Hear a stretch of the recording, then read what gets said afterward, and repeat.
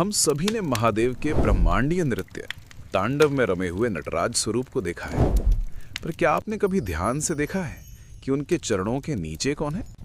वो कोई साधारण असुर नहीं है जिसे युद्ध में पराजित किया गया हो।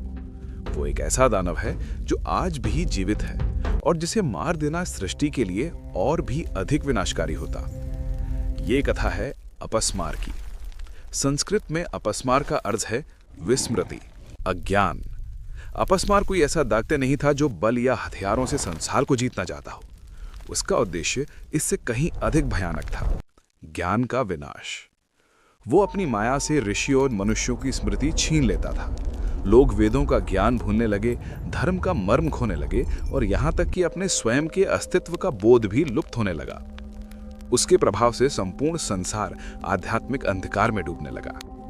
जब देवता और ऋषि इस अदृश्य शत्रु के सामने असहाय हो गए, तब उन्होंने महादेव से प्रार्थना की। महादेव ने अपस्मार से युद्ध नहीं किया, उन्होंने उसे मारने के लिए त्रिशूल नहीं उठाया, उन्होंने आनंद तांडव आरंभ किया। उस ब्रह्मांडीय नृत्य के प्रवाह में महादेव ने अपने दाहिने चरण से अपस्मार को पृथ्वी पर दबा दिया, उसे कुचल दिया, पर मारा नहीं। और यही नटराज स्वरूप का सबसे गूढ़ रहस्य छिपा है। महादेव ने अपस्मार को क्यों नहीं मारा? क्योंकि यदि अज्ञान पूरी तरह नष्ट हो जाए तो ज्ञान का कोई मूल्य नहीं रह जाएगा। यदि अंधकार न हो तो प्रकाश का अर्थ क्या रह जाएगा?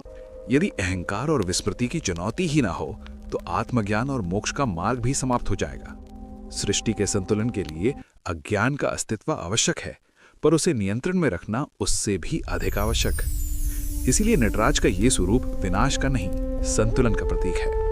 महादेव अपने नृत्य द्वारा अज्ञान को दबाकर रखते हैं ताकि ज्ञान, कला, संगीत और धर्म का विकास हो सके।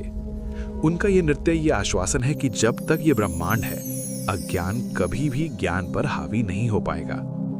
नमन है उस नटराज को जो अज्ञान को दबाकर ज्ञान का मार्ग प्रशस्त करते हैं। नमन। ओम।